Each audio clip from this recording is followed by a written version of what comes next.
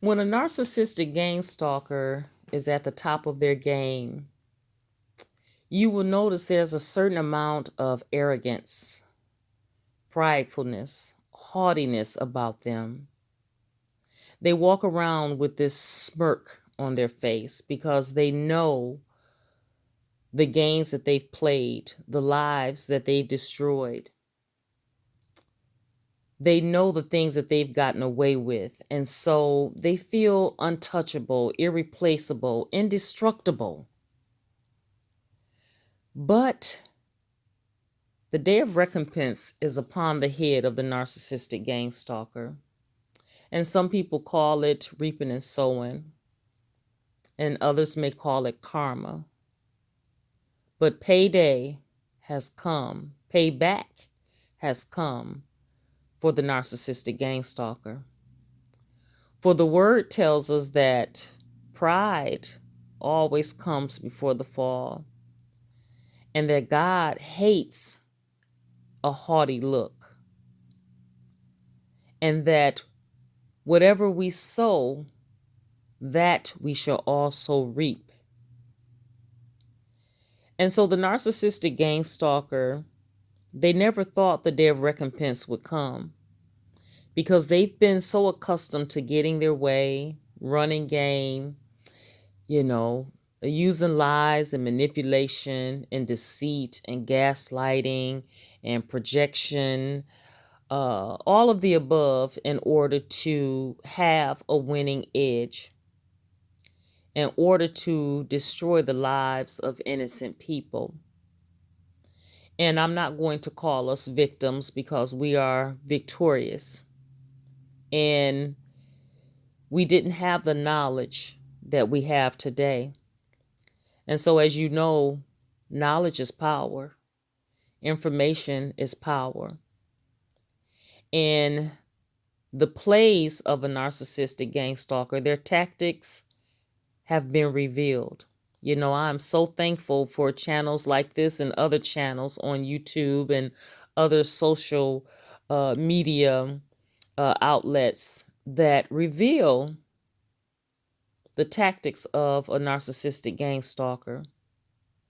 And so we are now more aware than ever of the red flags, the signs that a person could possibly be a narcissistic gang stalker. And with knowledge and power comes understanding. And with understanding, we can make the necessary adjustments to move accordingly. You see, we can't always avoid narcissistic gang stalkers because they're everywhere and they're growing more and more. I truly believe that there are more narcissistic gang stalkers in the world than ever before. And so you can go from New York to LA and encounter a narcissistic gang stalker. It's just a different face in a different place. And it may have on a different suit or a different dress. But as we know, the tactics are all the same. The plays are all the same. But again, the playbooks have been opened and the plays have been revealed. And recompense is heading to the front door of the narcissistic gang stalker. You see, the narcissistic gang stalker has operated from a place of no feelings, no compassion, no sympathy, no empathy for human beings, for mankind at all. Because how can they? How can they? They don't have the heart and the mind that allows them to operate from a place of empathy, sympathy, and compassion. Because human beings are objectified to the narcissistic gang stalker. And so when you look at a person as an object, as an ends to a means, as almost like a puzzle piece or the piece to a board game, that you need to maneuver around in order to make sure that you gain a winning edge, then you don't see that person's humanity. So it's very easy to use, abuse, mistreat, and destroy the life of something that you feel that's unhuman, that's just an object that you can play with for your benefit. You see, narcissistic gang stalkers are like children. And children between the age of a few months old to about 7 or 8, they have a very short attention span. And so they can move from one activity to the next. They're always looking for the next fun thing, the next better toy.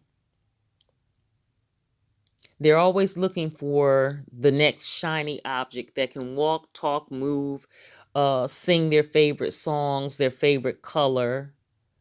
And then once they're done playing with that, they can easily move on to the next toy.